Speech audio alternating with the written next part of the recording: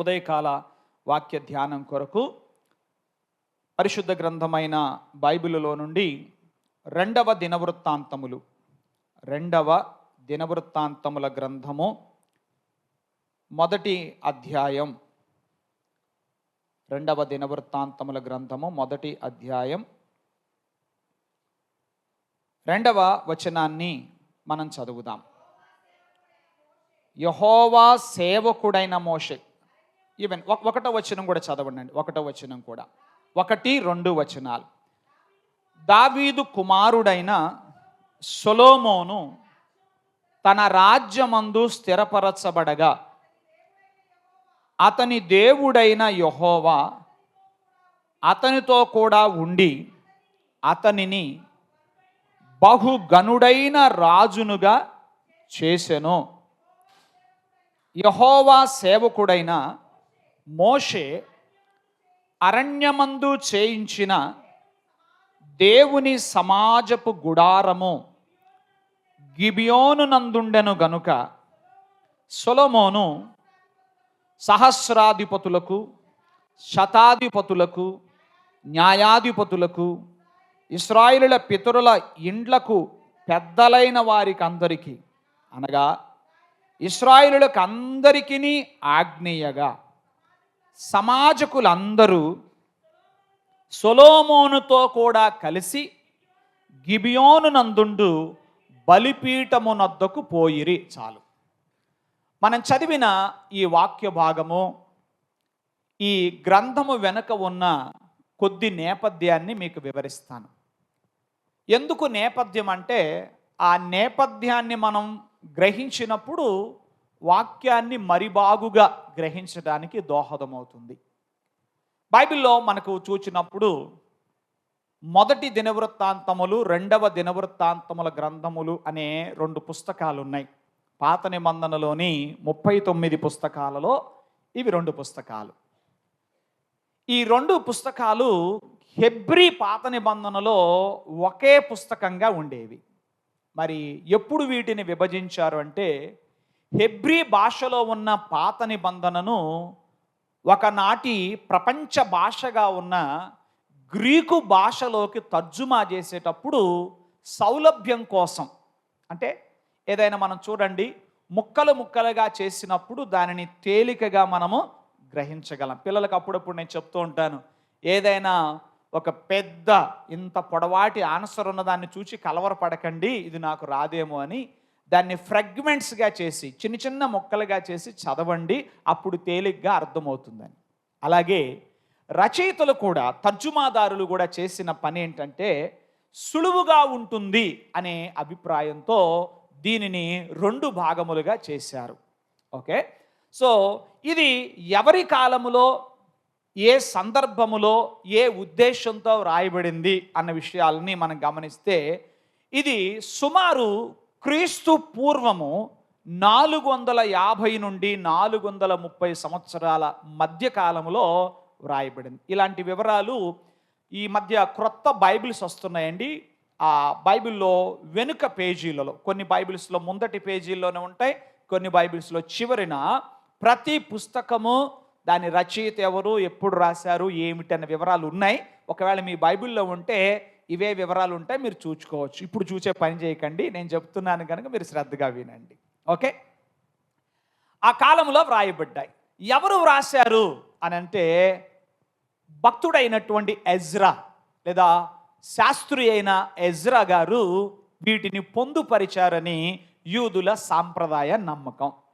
ఎందుకొరకు ఆయన ఈ పుస్తకాలని వ్రాశారు, ఎందుకొరకు, ఏ ఉద్దేశంతో వ్రాశారు అని మనం ఆలోచన చేస్తే, దేవునితో మన సంబంధం సరిగ్గా ఉంటేనే మరలా మనము తిరిగి కోల్పోయినటువంటి ఆ ఉన్నతమైన స్థితిని మనం పొందుకోవడానికి సాధ్యం. మనం పోగొట్టుకున్న మహిమను మరలా పొందడము సాధ్యము. మనకు విజయము, ఆశీర్వాదం అన్నీ అప్పుడే దొరుకుతాయి. దేవునికి లోబడమే ఇందుకు మార్గము అన్న ఒక విషయాన్ని తెలియపరచడం కోసం ఎజ్రా గారు ఈ పుస్తకాలను వ్రాశారు.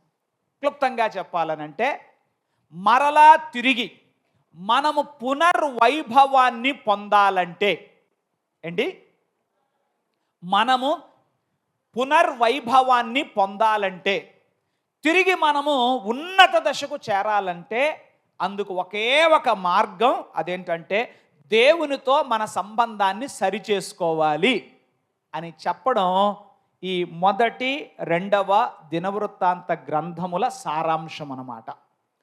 ఈ రెండవ దినవృత్తాంతముల గ్రంథములో ప్రారంభ వచనములో ఆయన రాజైన సొలొమోను ఆయన పరిపాలనకు వచ్చిన తొలి దశలో జరిగిన ఒక సంఘటనను వివరిస్తున్నాడు.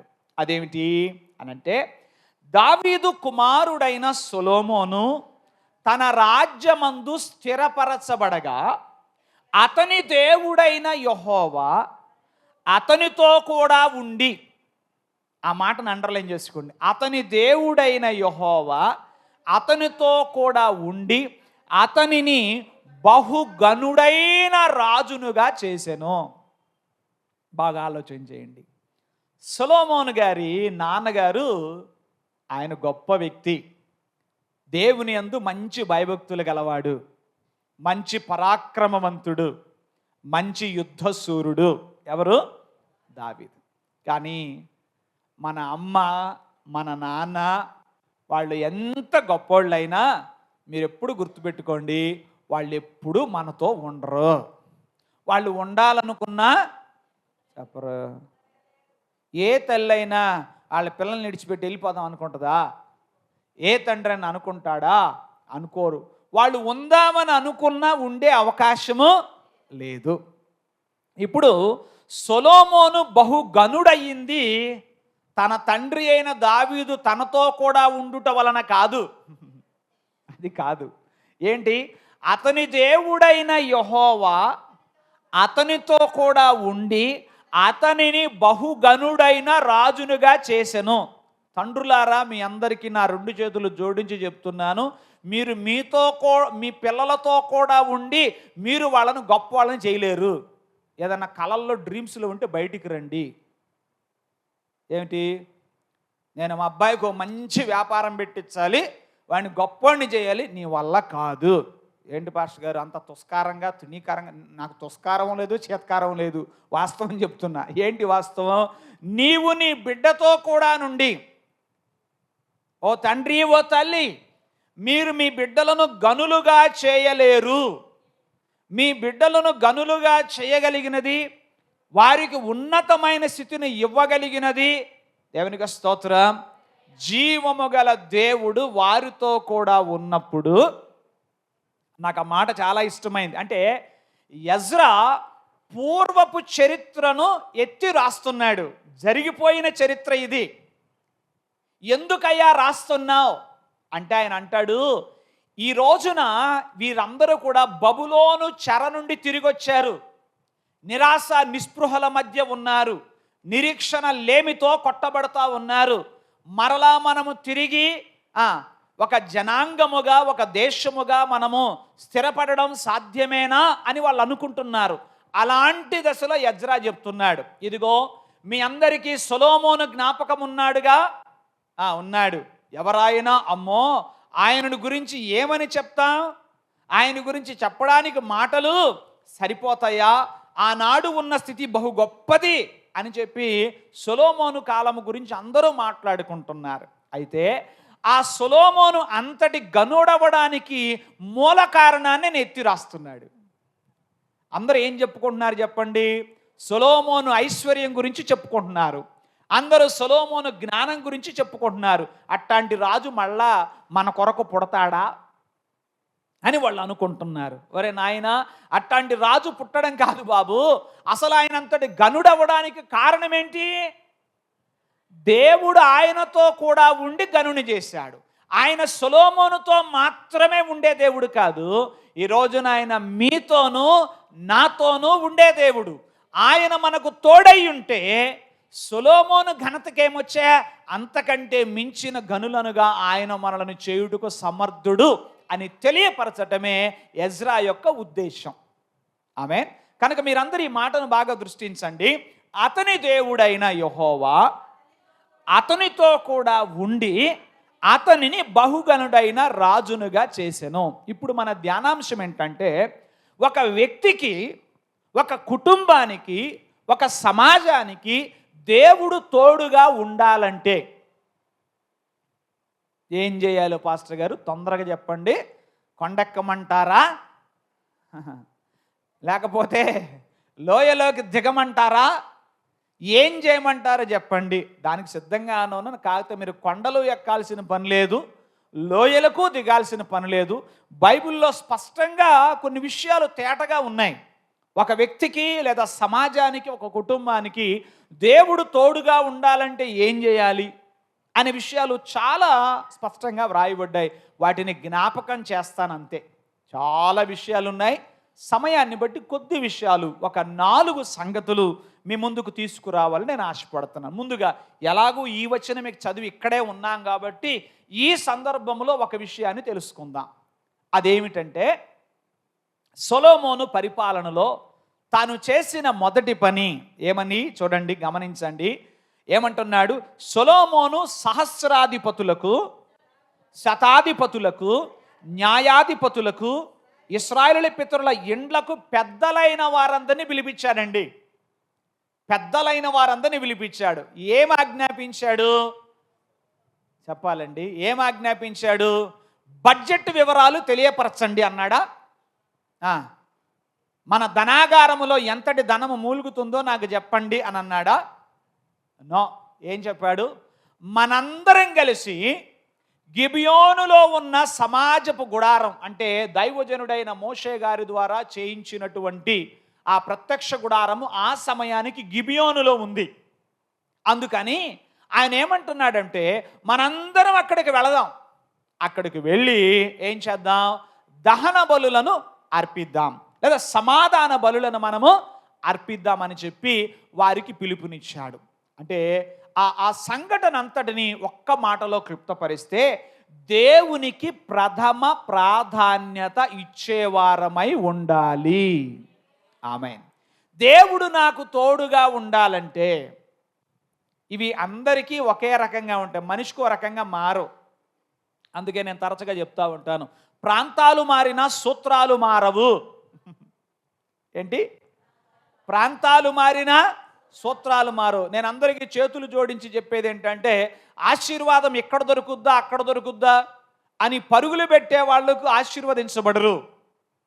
ప్రాంతాలు మారినా సూత్రాలు మారు. నేను పిల్లలతో అంటాను, a+b² = a² + 2ab + b². కాకాన్లో అదే సూత్రం. ఆమేన్. ఢిల్లీలో కూడా అదే సూత్రం, అమెరికాలో కూడా అదే సూత్రం. ప్రాంతం మారినా ఏం మారదు? సూత్రము మారదు. అలాగే ఒక వ్యక్తికి దేవుడు తోడై ఉండాలంటే అన్న విషయం ఒక్కొక్కరికి ఒక్కొక్క రకంగా మారదు. అది మీకైనా ఒకటే సూత్రం, నాకైనా ఒకటే సూత్రం, ఎవరికైనా ఒకటే సూత్రం. ఏమిటి అది అంటే, దేవునికి ప్రథమ ప్రాధాన్యతను ఇవ్వాలి. ఇలా చేసిన రాజులు బైబిల్ కొద్దిమంది మనకు కనపడతారు. ఈవెన్ హిజ్కియా కూడా అదే చేశాడు. హిజ్కియా కూడా ఏం చేశాడు? ఆయన పరిపాలనలోనికి రాగానే మొదటిగా ఏం చేశాడు? దేవాలయము తన తండ్రి అయిన, చెప్పండి, ఆహాజు అపవిత్రపరచగా దానిని పవిత్రపరిచే పనిని మొదలుపెట్టాడు ఆయన. ఆమేన్. అంటే ఆత్మ సంబంధమైన విషయాలకు, దైవీకమైన విషయాలకు ప్రథమ ప్రాధాన్యతను ఇచ్చేవారమై ఉండాలి. సో గిబియోనులో ఉన్నటువంటి ఆ సమాజపు గుడారమునొద్దకు వెళ్ళి యెహోవా సన్నిధి నుండి 6వ వచనం చదివితే, సమాజపు గుడారము ముందర యెహోవా సన్నిధి నుండి ఇత్తడి బలిపీఠమునొద్దకు సొలొమోను పోయి దాని మీద 1000 దహన బలులు అర్పించెను. మీరు వాక్యాన్ని చూచే కోణము సరిగా ఉండాలి. ఒకందరు ఇలా అనుకుంటారు, ఇలా చదివినప్పుడు ఎచ్చులకు చేశాడేమోలే అని. నో, అది కాదు, అది కాదు. మన దృష్టికోణం ఒక్కొక్కసారి మనం ఎలా ఉంటామంటే, ఎవరైనా ఏదైనా పని చేసినప్పుడు అపార్థం చేసుకుంటూ ఉంటాం. వాళ్ళు అందుకే చేశారులని. సొలొమోను 1000 దహన బలులు అర్పించింది జనాల ముందు గొప్పలు చెప్పుకోవడానికైతే కాదు. మరి ఎందుకు చేశాడు? కారణం ఏంటంటే వాళ్ళ నాన్న ద్వారా తనకు చాలా అప్పగించబడింది. ఏం చెప్పండి? ఒక మనిషి ఇప్పుడు చూడండి, మనం ఏదైనా చేసేటప్పుడు మనము మన స్థాయి, మన స్థితి కొద్దీ ఏదైనా చేయాలని మనము అనుకుంటాం. సో సొలొమోనుకు అనిపించింది, ఏమని అనిపించింది? సామాన్య ప్రజలు ఒకటే బలి అర్పించి నేను అలా అర్పిస్తే ఏముంది, దేవుడు నాకు చాలా ఇచ్చాడు గనక ఆయన నాకు ఇచ్చిన కొలది నేను ఆయనను ఏం చేస్తాను? దేవునికి స్తోత్రం. అంటే నా శక్తి కొలది. ఆమేన్. చెప్పండి, ఏం చేయాలి మనం? చెప్పండి. ఇప్పుడు ఈ లోకములో మీరు ఏదైనా పని చేసేటప్పుడు మీ శక్తి కొలది మీరు చేస్తారా చేయరా అండి? చేస్తారా చేయరా? మీ బలం కొద్దీ చేస్తారా చేయరా? మాట్లాడరేంటండి? ఇల్లు కట్టుకునేటప్పుడు మీ శక్తి కొలదే కడతారుగా. మామూలుగా 4 గోళ్ళ కట్టేసి పైన ఒక కప్పు ఎత్తే ఉండరాదు. అట్టట్ట కుదురుద్ది. అందులో ఏం చేస్తామని చెప్పండి. మన గృహాలు నిర్మాణం చేసేటప్పుడు మనం ఏం చేస్తాం? మన తాహతును, మన అంతస్తును, మన హోదాని ఎగ్జిబిట్ చేయడానికి మనం చూస్తాం. రైట్. ఇప్పుడు మనం గమనిస్తే సొలొమోను ఏం చేస్తున్నాడంటే, నేను నా శక్తి కొలది ఏం చేయాలి? దేవుని ఆరాధించాలి, లేదా ఆయన సన్నిధిని నేను ప్రార్థించాలి, అర్పణలు అర్పించాలని తను కోరుకున్నాడు. సో అందుకని ఆ విధంగా చేశాడు. దేవుని పిల్లలు గమనించండి, ఆ పై మాటను మనం గమనిస్తే, సొలొమోనును సమాజపు వారును దాని యొద్ద విచారణ చేసిరి అని ఉంది. ఏం చేశారు అంటే, కేవలం బలులర్పించేసి ప్రక్కకు పోలే, కానీ విచారణ చేసెను అన్న మాట దేన్ని సూచిస్తుందంటే, కనిపెట్టి ప్రార్థించుటను సూచిస్తుంది.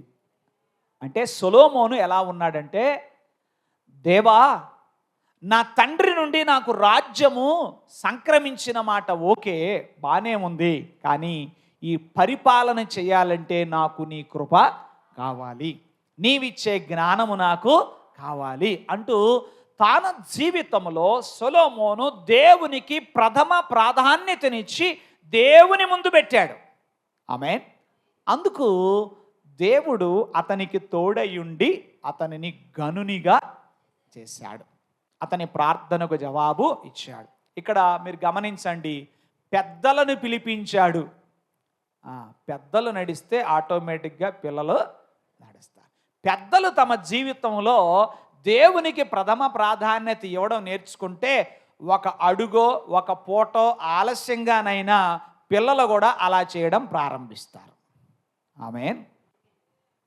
నాకు బాగా జ్ఞాపకం, దైవజనులు స్టీవెన్ గారు ఒక పిక్చర్ కలెక్షన్ చేస్తున్నప్పుడు అందులో ఒకటి చాలా బాగా మీనింగ్ఫుల్గా ఉంది. అదేంటంటే, ఒక తండ్రి బొక్కబోర్ల పడుకుని మొబైల్ ఫోన్ చూస్తూ ఉంటాడు. బోర్ల పడుకుని, ఇప్పుడు నేను అలా బోర్ల పడుకోలేనులే, మీరు అర్థం చేసుకోండి. బొక్కబోర్ల పడుకొని ఏం చేస్తూ ఉంటాడు? ఆ ఫోన్ చూస్తూ ఉంటాడు. వాళ్ళ నాన్న ఈపు మీదకి ఎక్కి పిల్లాడు కూడా ఇంకో ఫోన్ పట్టుకొని చూస్తూ ఉంటాడు. అది సింపుల్గా అర్థమైపోవట్లా. ఏమర్థమైపోతుంది? లోకములో సామెతలు ఊరికినే పుట్టాయా? సమయ సందర్భాలను బట్టే పుట్టినాయి. ఆవు చేలో మేస్తుంటే దూడ గట్టును మేస్తుందా అంటారు. అంటే ఆవు ఎక్కడ మేస్తే, ఆ దైవజనులు స్టీవెన్ గారు ఎలా అంటారు, ఈ ఆవు ఎక్కడ మేస్తుంది అని అడిగేవారు. ఏ ఆవు? ఆ తండ్రి అనబడిన ఆవు ఎక్కడ మేస్తుంది, ఇప్పుడు దూడ ఎక్కడ మేస్తుంది? ఆ ఆవు ఫోన్లో మేస్తుంటే ఈ దూడ కూడా అంటూ కాస్తంత చమత్కారంగా మాట్లాడేవారు. రైట్. ఇప్పుడు మనం అర్థం చేసుకుంటే, సొలొమోను సహస్రాధిపతులను, శతాధిపతులను, న్యాయాధిపతులను, ఇశ్రాయేలులకు అందరికీ, పితరుల ఇండ్లకు పెద్దలైన వారందరికీ ఆజ్ఞ ఇస్తే అందరూ కూడా వచ్చారు. అంటే సొలొమోను ఏమనంటే, ముందుగా పెద్దలమైన మనం ఏం చేద్దాం? పేరుకైనా పెద్దలు చెప్పండి.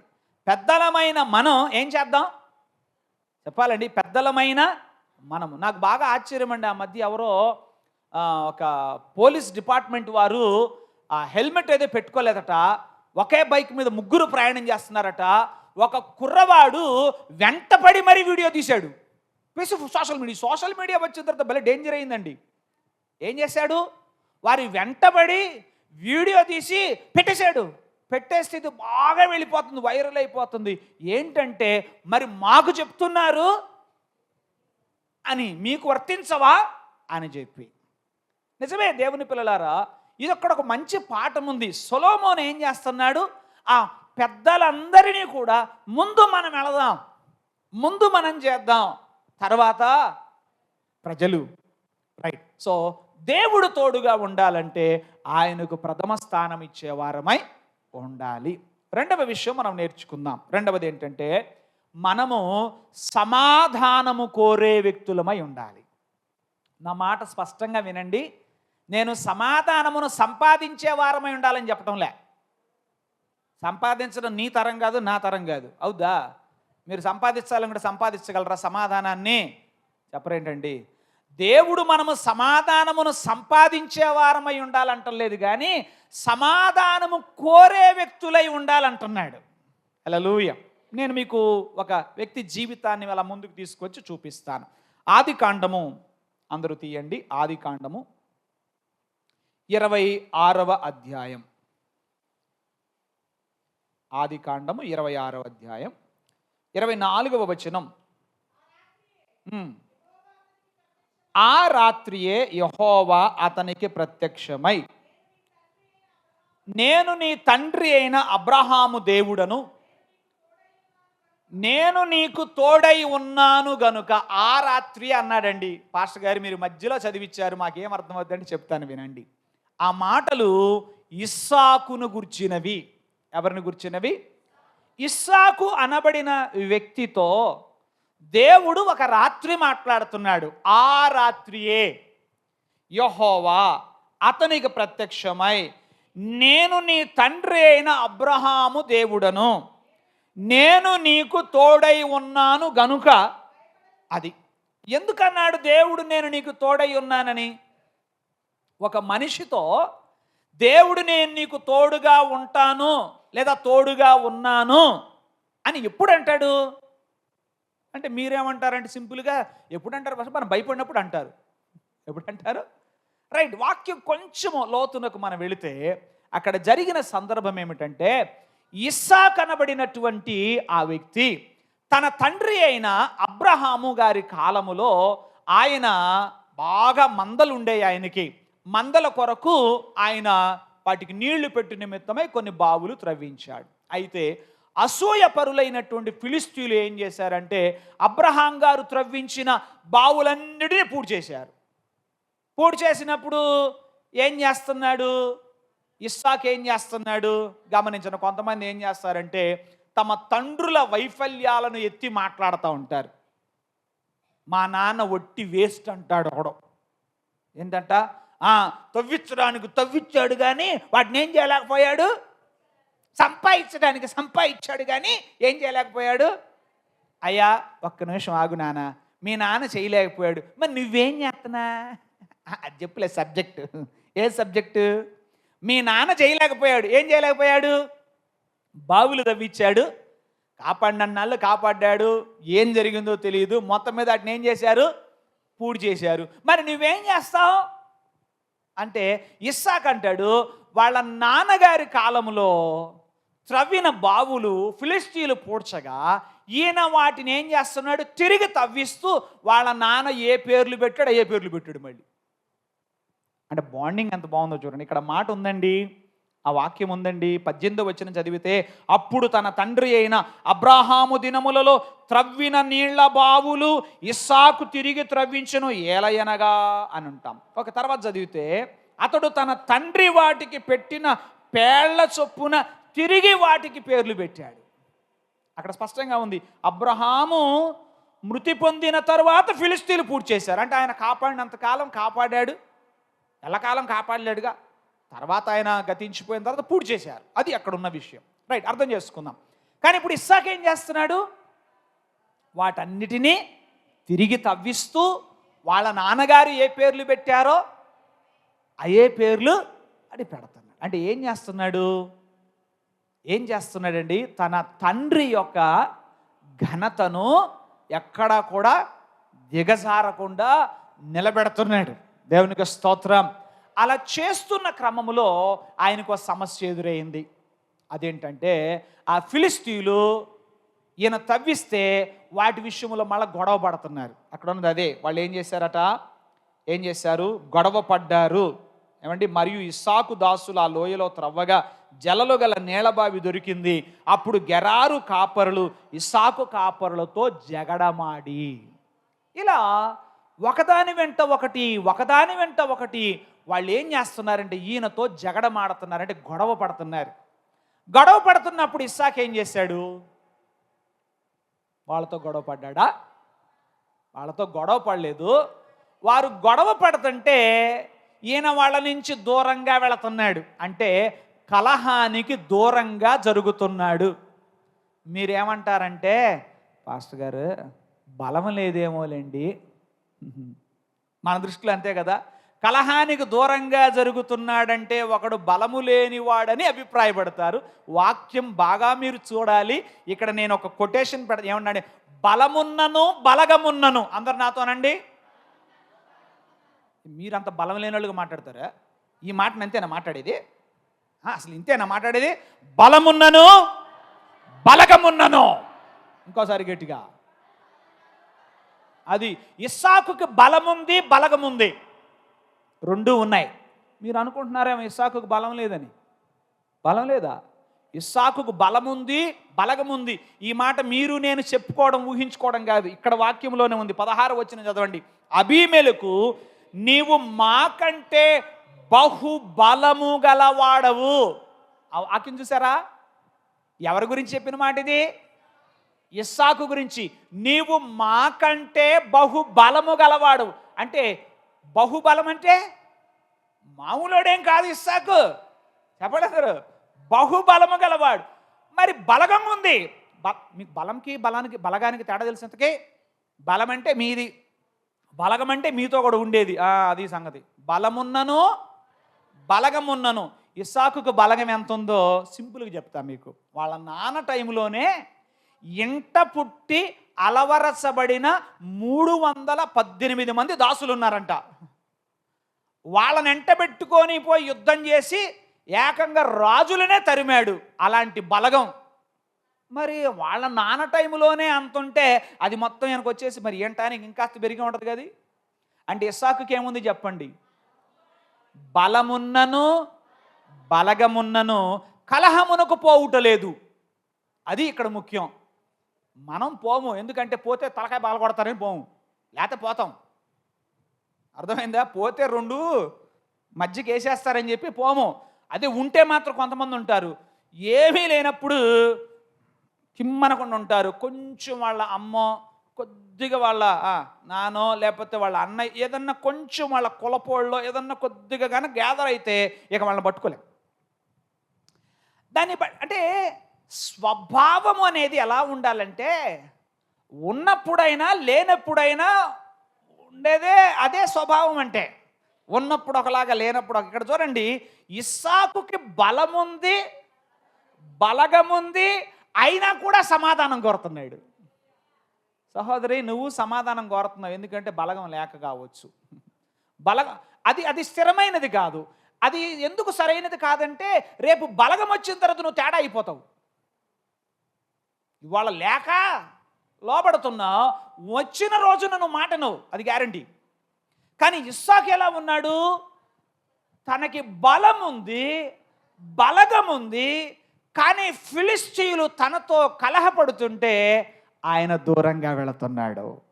ఇది కదా గొప్పతనం అంటే. హల్లెలూయా.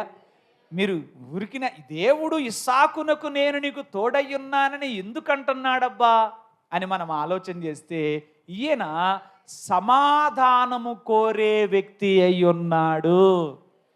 వారు కలహమునకు ముందుకొస్తుంటే ఒక అడుగు దూరం, ఇంకొక అడుగు దూరం. మనకట్ల కాదు.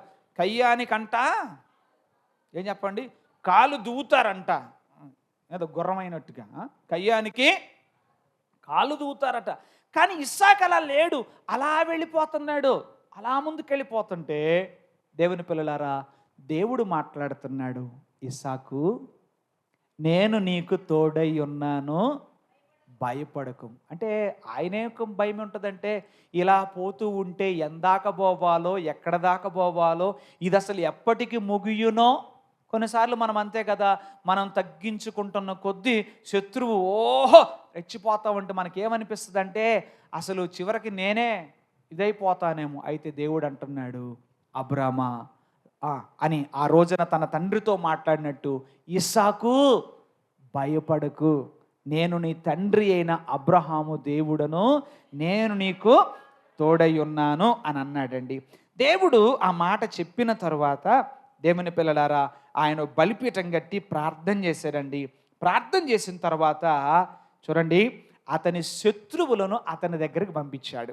చూడండి 27వ వచనంలో, ఇస్సాకు, మీరు నా మీద పగపట్టి మీ యొద్ద నుండి నన్ను పంపివేసిన తర్వాత ఎందు నిమిత్తం నా యొద్దకు వచ్చారు అన్నారు. వాళ్ళు అంటున్నారు, నిశ్చయముగా యెహోవా నీకు తోడైయుండుట చూచితిమి. ఏమండి, ఎట్లా చూచారు వాళ్ళు? నిశ్చయముగా నీకు, ఒక వ్యక్తికి దేవుడు తోడై ఉండడం మనుషులకు కనపడుద్దా? మాట్లాడరు. ఒక వ్యక్తికి దేవుడు తోడై ఉన్నాడన్న సంగతి మనుషులకు కనపడుద్దా అంటే గట్టిగా చెప్పారు బాజమ్మ గారు, ఎస్ కనపడుతుంది. దేవునికి స్తోత్రం. వీళ్ళు చెప్పారుగా, ఏమన్నారు? నిశ్చయముగా. దేవునికి స్తోత్రం. నిశ్చయముగా యెహోవా నీకు తోడై ఉండుట చూచితిమి అంటున్నారు. అంటే వాళ్ళకి ఏమర్థమైందంటే, మనం ఇస్సాకునకు వ్యతిరేకంగా ఉండడం కంటే ఆయనతో సమాధాన పడటం మనకే మంచిదని వాళ్ళు వచ్చారు ముందుకి. దేవునికి స్తోత్రం కలుగును. ఎందుకు అది జరిగింది? కారణం ఏంటంటే, ఇస్సాకు సమాధానము కోరేవాడే. ఆమేన్. ఎందుకంటే తర్వాత మీరు చూడండి, వాళ్ళు వచ్చినప్పుడు వాళ్ళకి విందు చేయించారట. అంటే సాదాసీదా భోజనం పెట్టలా. భలే మాట్లాడుకుంటారండి కొంతమంది, ఏంటి సాదా భోజనమా? సాదా భోజనం అంటే నాకు ఒకప్పుడు ఎన్ని అర్థమయ్యేది కదండి లాంగ్వేజ్. వయసు పెరిగే కొద్దీ నాకు కూడా నాలెడ్జ్ ఎక్కువైపోతుంది. సాదా భోజనం అంటే పచ్చడే, పప్పుచారు, అది సాదా భోజనం. కానీ ఈయన సాదా భోజనం పెట్టలా. ఏ భోజనం పెట్టాడు? విందు భోజనం. శత్రువులకు విందు చేయించాడు. వారు సమాధానపడి అక్కడి నుంచి వెళ్ళినట్లుగా మనం చూస్తాం. ఇప్పుడు మీకు అర్థమైందా? దేవుడు మనకు తోడుగా ఉండాలి అని అంటే ఎంతవరకైనా సరే మనము సమాధానము కోరే వ్యక్తులమై ఉండాలి. సమాధానాన్ని సంపాదించలేం, అది అన్నిసార్లు మన చేతుల్లో ఉండదు. మన చేతుల్లో ఉంటే సంపాదిద్దాం, మనది ఉండదు. కానీ మనము సమాధానము కోరే వ్యక్తులంగా ఉన్నప్పుడు దేవుడు మనకు తోడుగా ఉంటాడు. ఆమేన్. అది వాళ్ళకి అర్థమయ్యేలా చేశాడు. ఎవరికి అంటే అబీమెలెకు, అతనితో ఉన్న వాళ్ళకి ఏమర్థమైందంటే, we cannot hinder the blessing of Isaac. ఇస్సాకు కలిగి ఉన్న ఆశీర్వాదాన్ని మనము అడ్డగించలేమని వాళ్ళకి అర్థమయ్యింది. హల్లెలూయా. అంటే మనం ఎవరిని అడ్డగించలేం? ఇస్సాకును అడ్డగించలేం. ఒక వ్యక్తికి దేవుడు తోడుగా ఉన్నప్పుడు ఆ వ్యక్తిని అడ్డగించడం ఈ లోకములో ఎవరి తరము కాదు. ఆమేన్. సో వాళ్ళకి గ్రహించారు, మనము ఇస్సాకును అడ్డగించలేం. ఎందుకని అడ్డగించలేం? కారణం ఏంటి? ఆయన బావి వెంట బావి త్రవ్వుకుంటూ వెళుతున్నాడు. ఆమేన్. మనము బావులు తవ్వడం మానేసి, చెప్పాలందరూ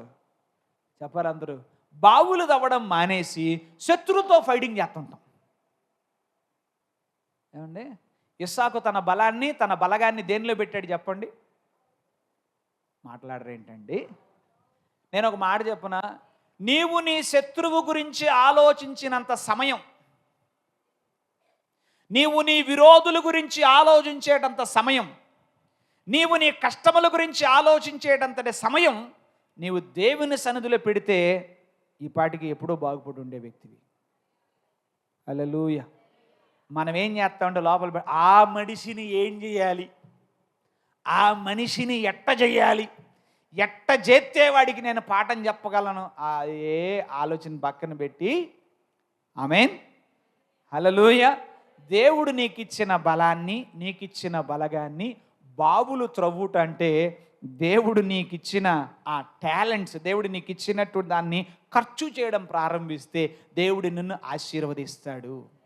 అదే ఇస్సాకు చేసింది. ఇస్సాకు ఏం చేయలేదు చెప్పండి? తన బలమును బలగమును అబీమెలకు అతనితో ఉన్న వారితో జగడమాడడానికి ఉపయోగించలేదు, కానీ బావులు త్రవ్వుతూ అలా ముందుకు వెళ్ళిపోయాడు.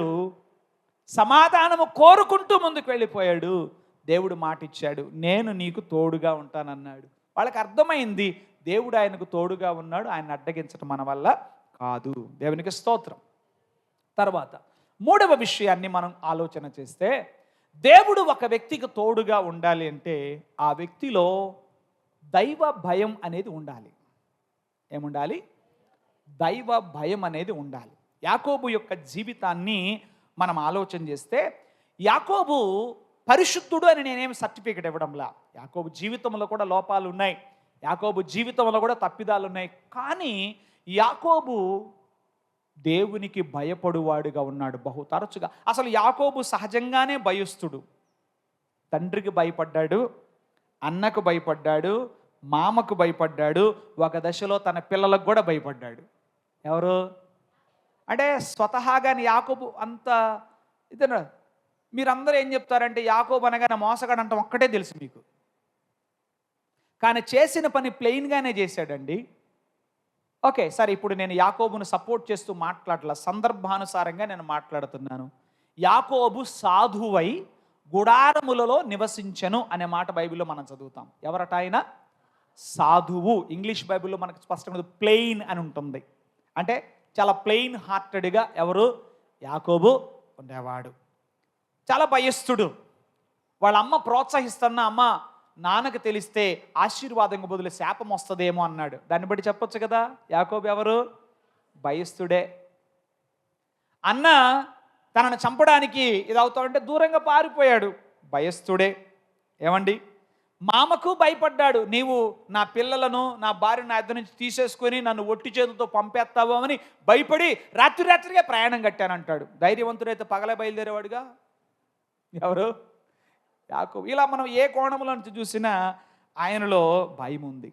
మీది మిక్కిలిగా యాకోబు దేవునికి భయపడ్డాడు. చూడండి ఆదికాండం 28వ అధ్యాయంలో, ఆదికాండం 28వ అధ్యాయం 15వ వచనం, 16, 17వ వచనం. ఇదిగో నేను నీకు తోడయుండి నీవు వెళ్ళు ప్రతి స్థలమందు నిన్ను కాపాడుచు ఈ దేశమునకు నిన్ను మరలా రప్పించదను. నేను నీతో చెప్పినది నెరవేర్చు వరకు నిన్ను విడువనని చెప్పగా యాకోబు నిద్ర తెలిసి నిశ్చయముగా యెహోవా ఈ స్థలమందున్నాడు, అది నాకు తెలియకపోయిననుకొని భయపడి ఈ స్థలము ఎంతో భయంకరము, ఇది దేవుని మందిరమే గాని వేరొకటి కాదు, పరలోకపు గవిని ఇదే అనుకొనెను. యాకోబు తప్పు చేయలేదు, యాకోబు పొరపాట్లు చేయలేదు అని అనడంలా, తప్పులు చేశాడు, పొరపాట్లు చేశాడు, కానీ తనలో ఏముంది? భయం ఉంది. ఏమండి? ఒక మనిషికి భయం అనేది ఉంటే ముందో వెనుకో ఖచ్చితంగా పశ్చాత్తాపడతారు. ఇవాళ చాలామందికి ఆ భయం లేకపోవడమే వచ్చింది తెప్పలో. అర్థమైందా మీకు? నేను మరలా చెప్తున్నాను, యాకోబు తప్పు చేయలేదు అని నేను సర్టిఫికేట్ ఇవ్వడాల, బైబిల్ కూడా ఇవ్వట్లా. తప్పులు చేశాడు, పొరపాట్లు జరిగినాయి, యాకోబు జీవిత పొరపాట్లు జరిగినాయి, కానీ తనలో ఏముంది? ఆ భయం ఉంది. ఈరోజు చాలామంది భయము విడిచి తిరుగుతున్నారు. భయము లేదు, దేవుడు తమను చూస్తున్నాడన్న భయము లేదు. దేవుని పిల్లలారా, పెద్దవారైనా చిన్నవారైనా, మీ స్థితి, స్థాయి, హోదా ఏదైనా, మనమందరము కూడా దైవ భయము గలవారమై ఉంటే ఆయన ఖచ్చితంగా మనకు తోడై ఉంటాడు, మన తప్పులను సరిచేస్తాడు, మనల్ని క్రమపరుస్తాడు, మనల్ని ఆశీర్వదిస్తాడు. హల్లెలూయా.